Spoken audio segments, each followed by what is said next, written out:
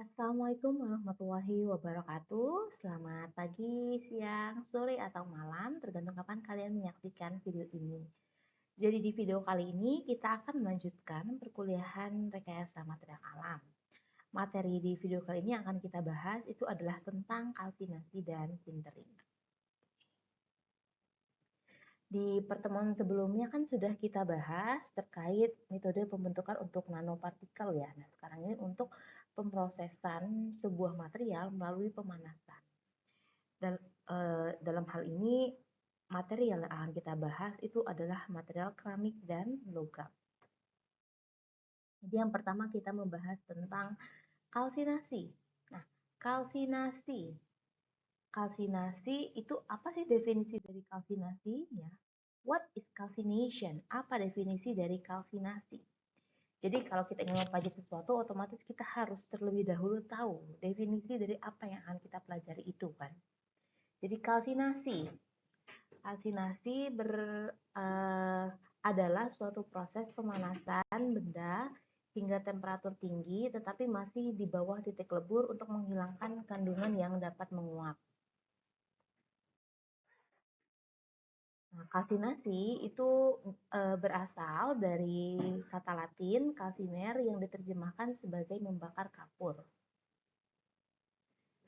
Nah, hal ini mengacu pada proses kalsinasi yang paling sering umum yaitu dekomposisi kalsium karbonat atau batu kapur menjadi kalsium oksida dan karbon dioksida.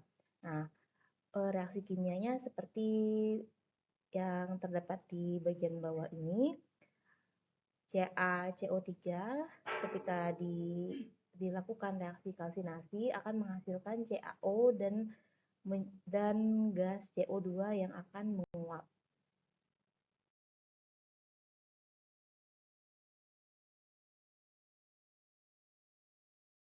Kalsinasi ini dapat dilakukan untuk membuat perubahan pada sifat fisik dan juga kimia dari suatu zat. Kalsinasi ini juga disebut sebagai proses pemurnian. Jadi apa tujuan dari kalsinasi? Nah, kalsinasi itu bertujuan untuk pemurnian atau purifikasi.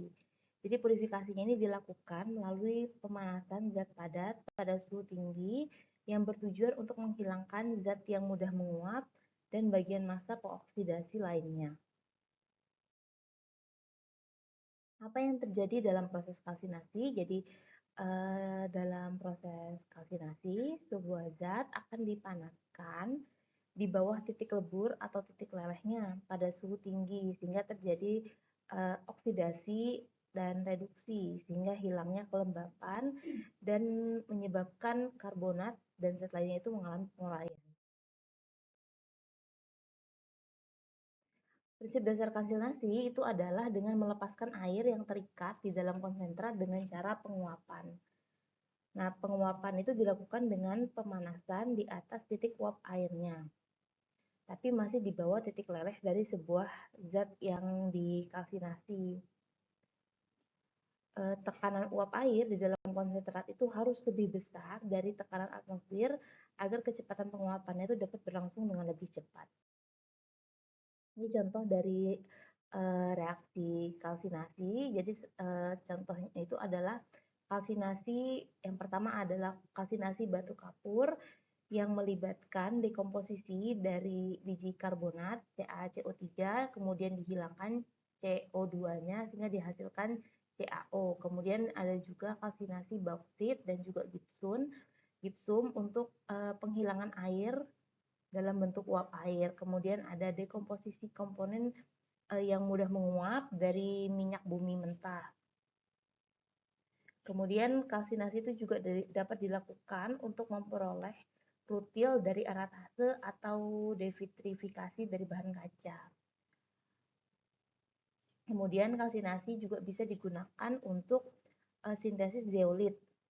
Jadi pada sintesis zeolit itu kalsinasi dilakukan untuk menghilangkan ion amonium. Kemudian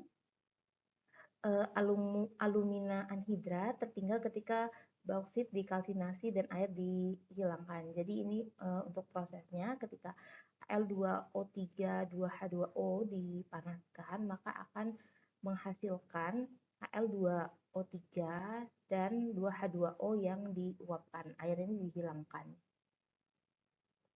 Kemudian contoh yang lain adalah besi anhidrat yang terbentuk selama kalsinasi besi. Jadi besi dengan rumus kimia 2Fe2O3 3H2O dikalsinasi sehingga terjadi penguraian antara besi anhidrat dan juga H2O-nya. Kalsinasi ini juga dapat dilakukan untuk ekstraksi logam. Jadi misalkan dalam metalurgi, logam biasanya diperoleh melalui reduksi atau elektrolisis oksidanya. Tapi untuk logam itu tidak tersedia dalam bentuk yang murni sehingga untuk ekstraksinya perlu dilakukan kalsinasi. Kalsinasi ini juga dilakukan untuk menguraikan biji sulfat atau karbonat secara termal menjadi oksida logam. Selain kalsinasi, ekstraksi logam ini juga bisa dilakukan dengan roasting atau pemanggangan. Nah, tapi tidak seperti kalsinasi, di dalam pemanggangan ini bijinya ini tidak diubah menjadi oksida dengan memanaskan di atas titik lelehnya. Ini perbandingan antara metode kalsinasi dan roasting. Jadi kalau pada kalsinasi, biji dipanaskan hingga suhu tinggi tanpa adanya atau terbatasnya udara atau oksigen. Sedangkan kalau pada roasting, pemanggangan itu adalah proses di mana biji dipanaskan hingga suhu tinggi, tetapi ada pasokan udara atau oksigen berlebih. Jadi bedanya kalau kalsinasi itu tanpa oksigen, kalau roasting itu dia tidak tidak ada oksigennya. Kemudian pada kalsinasi itu terdiri dari dekomposisi termal biji kalsium, sedangkan pada roasting itu dilakukan untuk biji sulfida. Selanjutnya untuk kalsinasi, CO2 itu akan dihasilkan sebagai produk sampingan. Sedangkan untuk selama proses roasting, yang dikeluarkan itu terdiri dari impuritas beracun, logam, dan juga asam. Yang terakhir, untuk selama proses kalsinasi, uap air dihilangkan dari besi, sedangkan pada roasting itu tidak digunakan untuk menghilangkan kelembapan.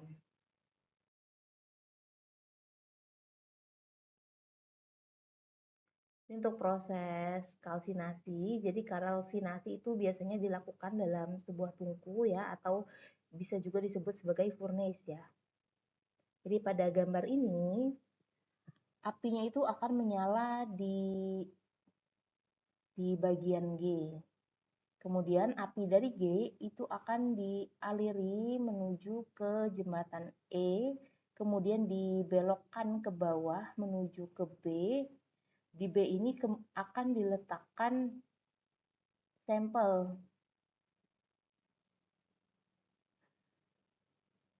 Sampel mengalami pembakaran di bagian B. Selanjutnya, asap yang dihasilkan itu akan dikeluarkan melalui jalur yang F.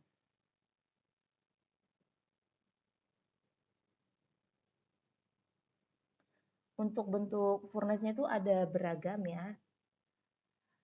Tapi dalam semua jenis itu sama, jadi pasti ada nyala api, kemudian akan ada gas panas dari api yang bersentuhan langsung dengan bahan yang dikalsinasi.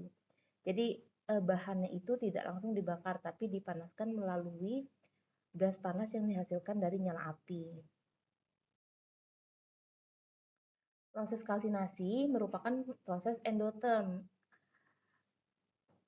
sehingga nilai entalpinya itu positif.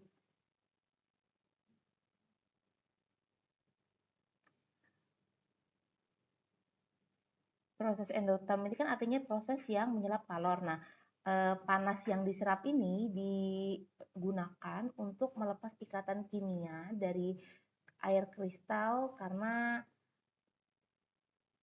dengan panas ikatan kimia ini akan menjadi renggang dan pada temperatur tertentu atom-atom yang berikatan akan bergerak sangat bebas yang menyebabkan terputusnya ikatan kimia.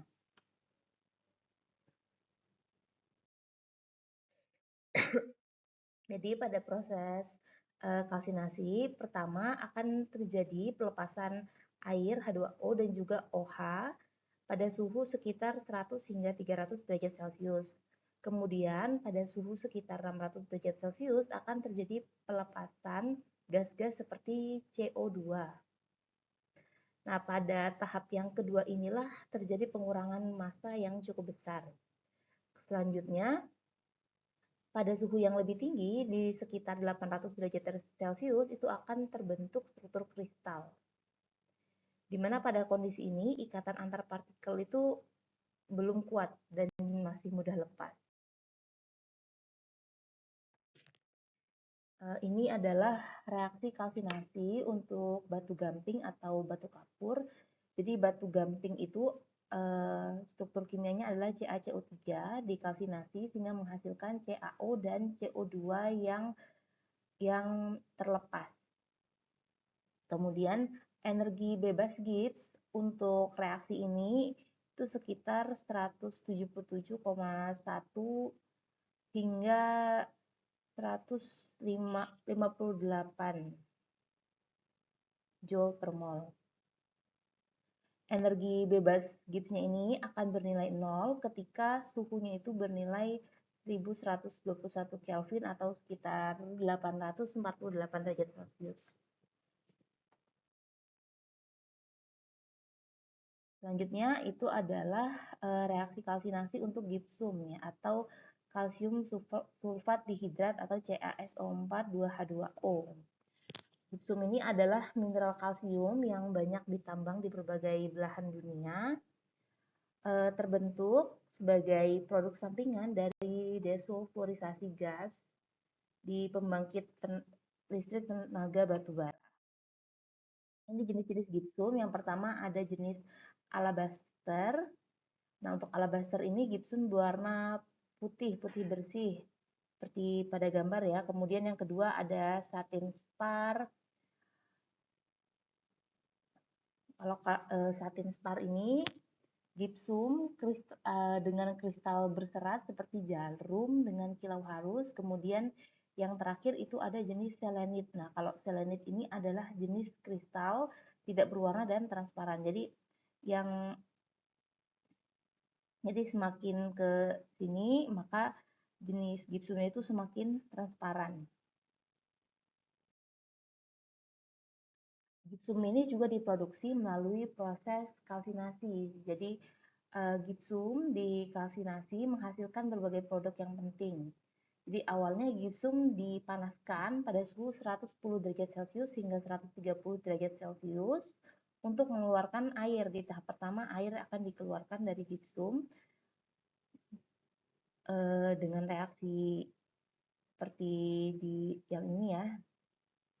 Kemudian zat yang dihasilkan ketika gipsum dipanaskan pada suhu 110 hingga 130 derajat Celcius ini adalah plester Paris atau plester gigi. Nah, senyawa tersebut merupakan agregat berserat kristal halus dengan pori-pori kapiler. Selanjutnya, ketika suhunya dinaikkan lagi, sisa air kristalisasi akan hilang menjadi senyawa anhidrat. Ketika suhu dinaikkan inilah disebut sebagai kalsinasi. Jadi ketika gipsum dipanaskan dalam tanur, kristal anhidrat akan terbentuk. Nah, zat kristal anhidrat yang terbentuk ini disebut sebagai batu gigi yang mempunyai struktur kristal berbentuk batang atau prisma. Jadi tadi ketika suhunya dinaikkan lagi, CaSO4 setengah H2O akan mengalami anhidrat, kehilangan air sehingga membentuk CaSO4.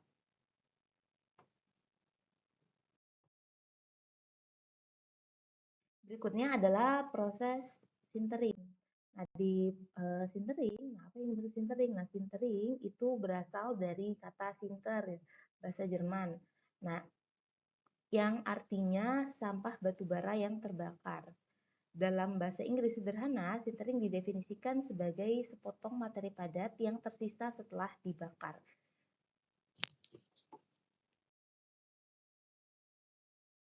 Menurut ISO, sintering itu didefinisikan sebagai perlakuan termal terhadap serbuk atau benda padat pada suhu di bawah titik leleh unsur utama dengan tujuan untuk menghilangkan kekuatannya dengan mengikat partikel-partikelnya. Nah, sintering itu adalah sebuah metode pembuatan benda dari bubuk dengan cara memanaskan bahan hingga partikel-partikelnya saling menempel.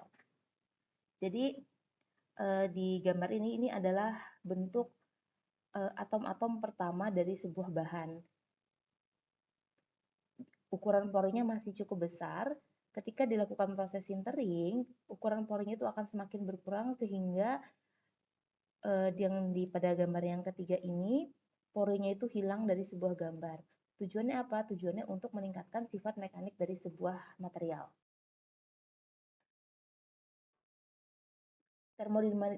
Termodinamika dasar dari proses sintering. Sintering itu adalah proses irreversible. Jadi dia adalah proses yang tidak dapat balik. Jadi ketika sebuah material porinya itu sudah kita hilangkan, tidak bisa kita kembalikan lagi menjadi ke bentuk semula. Penurunan energi bebas itu disebabkan oleh penurunan luas permukaan. Jadi kekuatan pendorong sintering itu adalah penurunan energi bebas permukaan dari bubuk padat dengan mengganti antarmuka padat uap dengan antarmuka padat padat. Jadi kan tadi terdapat pori. Nah, porinya itu menyebabkan ada antarmuka ya interface antara zat padat dan juga rongga kosongnya atau uapnya. Nah, antarmuka padat uap ini diganti menjadi antarmuka padat padat karena porinya tadi dihilangkan pada saat proses sintering. Jadi oleh karena tadi ya antarmuka padat uap dihilangkan menjadi antarmuka padat padat, perubahan energi sistem akibat sintering itu terdiri dari peningkatan akibat pembentukan daerah batas butir baru dan karena pemusnahan antarmuka uap padat. Jadi kondisi termodinamika yang diperlukan agar sintering dapat berlangsung itu nilai perubahan energinya itu harus kurang dari 0. Nah, mengapa keramik harus disintering? Jadi pemrosesan keramik itu didasarkan pada sintering serbuk padat, bukan peleburan, pemadatan, atau pengerjaan dingin ya, seperti yang logam. Karena keramik itu meleleh pada suhu yang tinggi. Kemudian, struktur mikro yang telah dipadatkan tidak dapat dimodifikasi melalui deformasi plastis tambahan dan rekristalisasi karena kerapuhan dari keramik. Kemudian, butiran kasar yang dihasilkan akan bertindak sebagai tempat inisiasi rekahan. Kemudian, keramik juga memiliki konduktivitas termal yang rendah atau kurang dari 30 hingga 50. Nah, berbeda dengan konduktivitas termal yang tinggi sekitar 50 hingga 300 watt per milikelvin. Nah, karena konduktivitas keramik yang rendah, gradien suhunya itu besar sehingga tekanan dan guncangan termal pada peleburan pemadat keramik.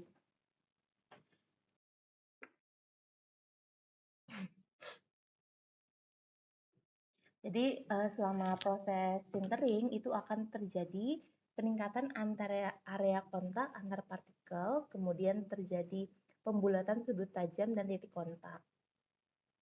Nah, dalam kebanyakan kasus, pendekatan pusat partikel dan densifikasi keseluruhan. Selanjutnya, selama proses sintering juga akan menyebabkan penurunan volume pori-pori yang saling berhubungan. Kemudian menyebabkan isolasi pori-pori dan menyebabkan pertumbuhan butir dan penurunan volume pori-pori yang terisolasi. Pada proses sintering juga terbentuk ikatan antar partikel. Panas menyebabkan bersatunya partikel dan efektivitas reaksi tegangan permukaan meningkat. Kemudian, proses sinter juga menyebabkan bersatunya partikel sehingga kepadatannya bertambah. densitasnya bertambah karena rongga di antara partikel itu semakin berkurang, dihilangkan pada proses sintering. Pada proses sintering juga terjadi penguapan gas. Selama proses sinter juga terjadi perubahan dimensi, baik berupa pengembangan maupun penyusutan tergantung pada bentuk dan distribusi ukuran partikel. Kemudian dipengaruhi juga oleh komposisi serbuk dan juga prosedur sinter dan juga tekanan pemampatan yang digunakan. Ini tahap-tahapan untuk sintering. Jadi ini mulai ya awal, kemudian ada tahap awal, tahap lanjutan, dan tahap akhir. Kita bahas satu-satu. Jadi tahap sintering itu ada 3, ada initial stage, intermediate stage, dan final stage. Pada tahapan initial stage, terjadi pembentukan titik kontak lokal atau fusi tanpa penyusutan kompak. Nah, hal ini disertai dengan penghalusan permukaan partikel bebas. Kemudian pada initial stage ini juga terjadi pembentukan leher pada titik kontak hingga menghasilkan kelengkungan cekung pada bagian leher berbeda dengan kelengkungan cembung pada permukaan partikel. Jika kerapatan relatif setelah pembentukan partikel kompak adalah 60%, maka kerapatan setelah tahap awal akan menjadi sekitar 70%. Jadi pada tahap awal ini menyebabkan peningkatan kerapatan relatif sekitar 10%. Selanjutnya adalah tahap pertengahan atau intermediate stage. Nah, pada tahap pertengahan ini terjadi pertumbuhan leher, kemudian pertumbuhan butir, dan pertumbuhan pori. Pada tahap intermediate ini, pertumbuhan ukuran leher antar partikel, kemudian terjadi penurunan porositas, kemudian pusat partikel akan bergerak semakin dekat secara bersama-sama, kemudian terjadi penyusutan yang setara dengan jumlah berkurangnya porositas, kemudian batas butir akan berpindah sehingga butir mulai terbentuk, kemudian terbentuk saluran yang saling berhubungan. Nah, proses intermediate stage ini berakhir ketika porositas terisolasi. Pada tahap intermediate stage ini juga terjadi penyusutan secara maksimal. Penyusutan pada tahap peralihan atau intermediate stage ini dapat mengakibatkan tambahan pemadatan sekitar 25%. Tadi kan pada tahap initial stage dari yang awalnya 60% menjadi 70%. Nah, ketika di tahap pertengahan atau peralihan ini terjadi pemadatan sebanyak 25% lagi, sehingga sekarang total menjadi 95%. Selama sintering, jika satu-satunya mekanisme transport material berasal dari permukaan partikel, maka tidak terjadi penyusutan kompak. Dalam kasus seperti ini, perubahan bentuk dan ukuran pori-pori dan partikel diamati dan biasa disebut sebagai pertumbuhan butir atau pengkasaran. Tahap yang terakhir adalah final stage. Pada final stage, pori-pori dari sebuah bahan itu terisolasi, kepadatan relatifnya itu melebihi 93%. Kemudian porositas itu terjadi penghapusan, kemudian terbentuk batas butir yang baru. Jadi tahap sintering akhir itu dimulai pada sekitar 95 hingga 93 hingga 95% kepadatan teoritis ketika porositas sudah diisolasi. Nah, idealnya pada tahap akhir ini semua porositas dihilangkan. Penghapusan porositas sepenuhnya pada tahap akhir sintering hanya dapat terjadi jika batas butir tetap melekat pada pori-pori. Ini gambarannya, jadi pada tahap yang pertama, ini adalah kondisi awal sebuah material masih terdapat pori-pori, pori-porinya yang warna hitam, kemudian ini adalah atom-atom masing-masing. Nah, pada tahap pertama ini terjadi pengurangan pori-pori sehingga kepadatannya bertambah sekitar menjadi sekitar 70%, meningkat sekitar 10%. Kemudian pada tahap yang kedua mulai terbentuk batas butir yang baru. Batas butir itu ditunjukkan oleh ini yang ada garis lurus dan juga garis putus-putus yang menyambungkan. Ini batas butir yang pertama, kedua, ketiga. Pada middle stage atau intermediate stage ini juga terjadi peningkatan kepadatan sebanyak 25%. Terlihat porositasnya semakin berkurang. Nah, pada tahap yang terakhir porositasnya berkurang, dihilangkan, hampir tidak ada, dan terbentuk tampak jelas batas butir yang baru.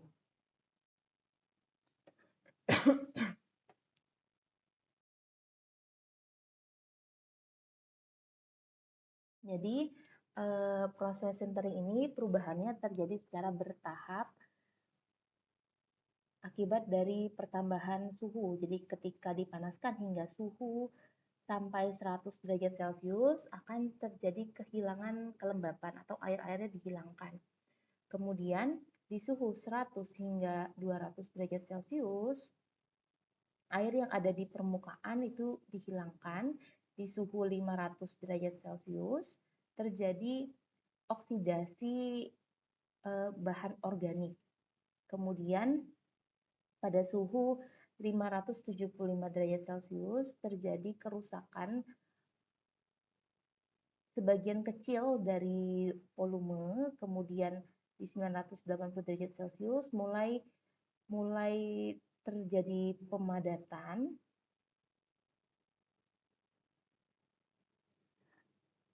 Kemudian berlanjut hingga di suhu 1250 derajat Celcius terjadi pemadatan dan juga pengurangan pori yang sangat signifikan. Proses sintering itu dipengaruhi oleh variabel-variabel. Ada dua variabel yang mempengaruhi proses sintering. Yang pertama variabel bahan dan juga variabel proses. Nah, apa bedanya? Nah, untuk variabel bahan itu adalah variabel-variabel yang berkaitan dengan bahan baku atau bahan yang akan disintering. Nah, bahan-bahan ini termasuk komposisi kimia serbuk padat, kemudian ukuran serbuk, bentuk serbuk, distribusi ukuran serbuk, derajat aglomerasi, dan lain-lain. Variabel bahan ini mempengaruhi kompresibilitas dan sinterabilitas dari serbuk. Jadi variabel bahan ini mempengaruhi densifikasi dan pertumbuhan butir. Selanjutnya ada variabel proses. Untuk variabel proses adalah proses yang terlibat dalam sintering. Sebagian besar adalah variabel termodinamika. Variabel proses ini juga terdiri dari suhu, waktu, atmosfer, tekanan, laju pemanasan, dan laju pendinginan. Di suhu sintering untuk beberapa bahan keramik, jadi untuk alumina porselen, suhu sinteringnya sekitar 1250 derajat Celcius, kemudian untuk quartz porselen sekitar 1300 derajat Celcius, untuk steatit sekitar 1300 derajat Celcius, kordierit antara 1250 derajat Celcius hingga 1350 derajat Celcius, kemudian untuk aluminium oksida sekitar 1600 sampai 1800 derajat Celcius, untuk rekristalisasi silikon karbida sekitar 2300 hingga 2500 derajat Celcius, untuk silikon karbida sinterisasi itu sekitar 1900 derajat Celcius, dan untuk silikon nitrida itu sekitar 1700 derajat Celcius.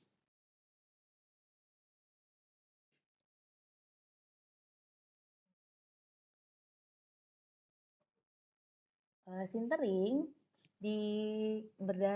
berdasarkan bahan yang disintering, sintering itu dapat dikategorikan menjadi 3. Yang pertama ada sintering keadaan padat, sintering fase cair, dan juga sintering fase transient. Untuk sintering keadaan padat, itu ketika proses sintering dilakukan pada serbuk padat yang dipadatkan seluruhnya dalam keadaan padat pada suhu sintering. Sementara untuk sintering fase cair itu terjadi apabila terdapat fase cair pada serbuk padat pada saat sintering. Dan yang terakhir, sintering fase cair transien adalah kombinasi antara fase cair dan sintering keadaan padat.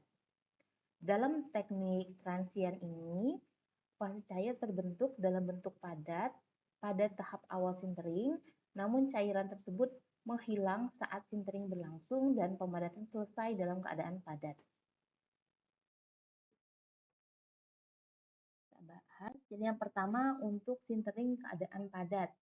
Jadi sintering pada keadaan padat, pemanasan dilakukan dengan melibatkan fase padat tanpa melibatkan fase cair. Jadi bahan yang digunakan itu 100% padatan. Proses sinter membentuk ikatan padat antar partikel-partikel ketika pemanasan berlangsung.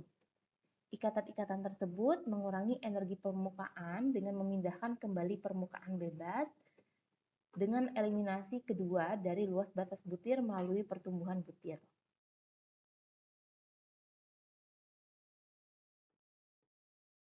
Pemanasan yang terjadi pada solid state sintering ini menyebabkan penurunan volume pori sehingga terbentuk material kompak shrinkage.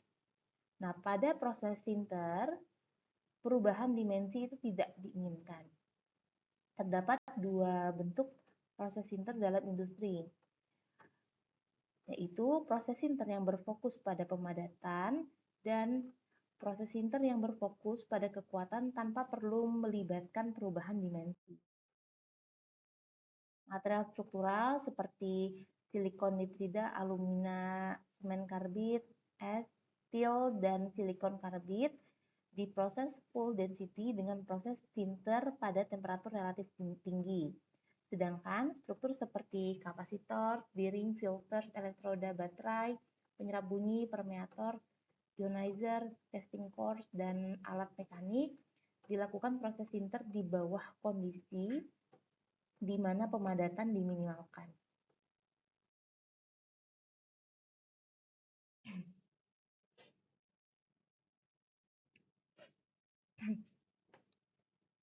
Jadi proses solid state sinter itu dilakukan dengan adanya pergerakan massa sebagai respon dari gaya penggerak atau driving force.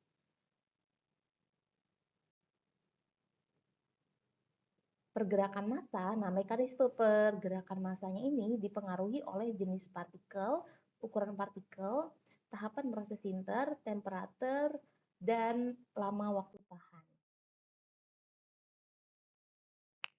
Nah, tahap perpindahan pada solid state sintering itu terbagi menjadi dua. Yang pertama ada transport permukaan atau surface transport dan transport ruah atau bulk transport. Jadi yang pertama untuk transport permukaan atau surface transport itu terdiri dari pertumbuhan leher tanpa perubahan kedudukan partikel dan tanpa pemadatan. Kemudian merupakan hasil aliran massa yang berasal dan berakhir pada permukaan partikel. Pada transport permukaan tidak ada terjadi perubahan dimensi. Jadi dimensinya itu relatif konstan. Difusi permukaan dan penguapan pengembunan adalah kontributor penting selama transport permukaan. Kemudian tahap yang kedua adalah bulk transport. Nah, bulk transport ini meliputi difusi volume, difusi batas butir, aliran plastis dan viskos, kemudian terjadi perubahan densitas, pergerakan dislokasi teramati, kemudian lebih aktif pada sinter tahap akhir.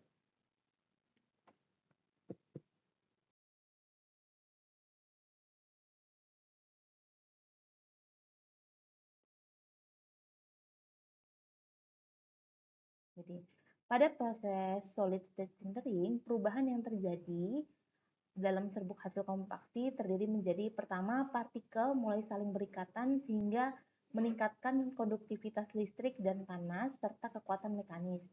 Kemudian, apabila temperatur dan waktu sinter diperpanjang, maka kekuatan mekanik akan meningkat secara berkelanjutan. Kemudian,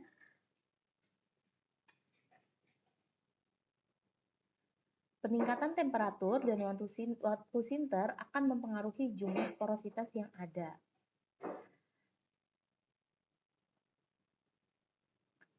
Selanjutnya akan terbentuk pertumbuhan butir sehingga hasil ukuran butir akan lebih besar daripada ukuran butir sebelum dilakukan proses sinter. Apabila kondisi atmosfer baik, udara yang terperangkap dalam butir akan keluar dan partikel oksida akan berkurang. Tadi sudah kita bahas tentang solid state sintering. Nah, selanjutnya adalah liquid phase sintering.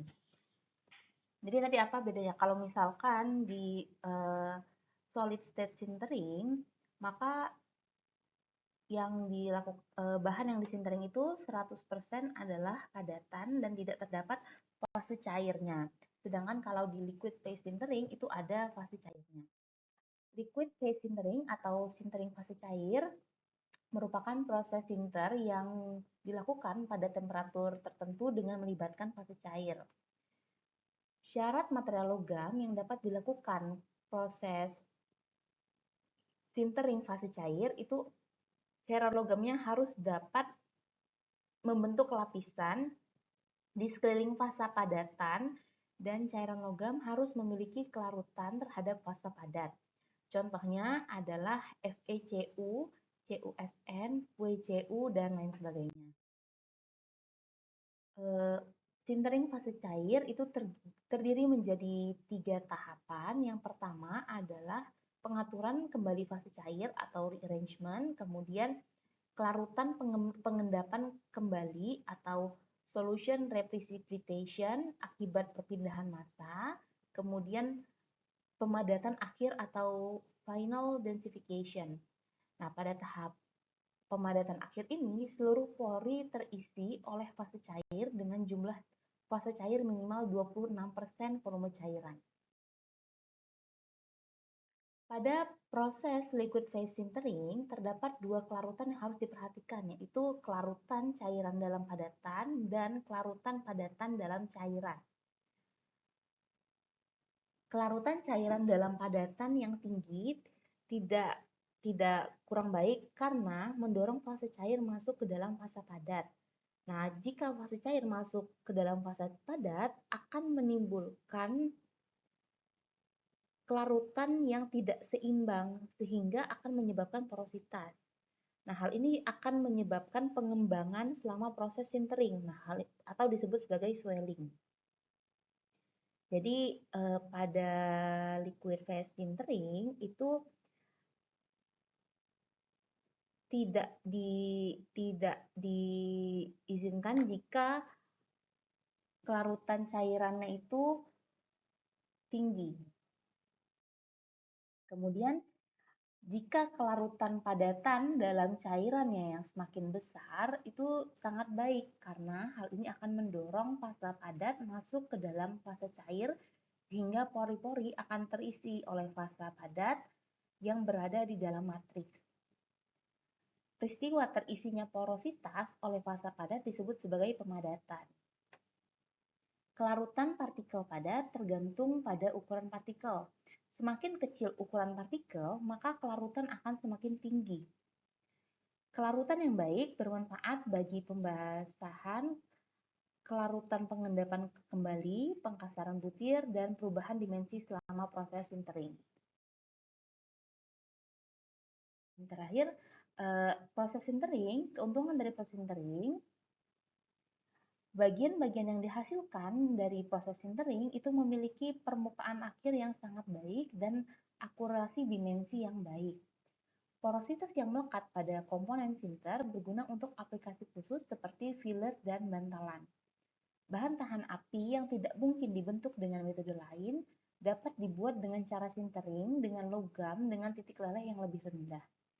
Berbagai macam komponen dengan sifat listrik dan magnet khusus dapat diproduksi melalui proses baiklah, sekian materinya. Terima kasih. Wassalamualaikum warahmatullahi wabarakatuh.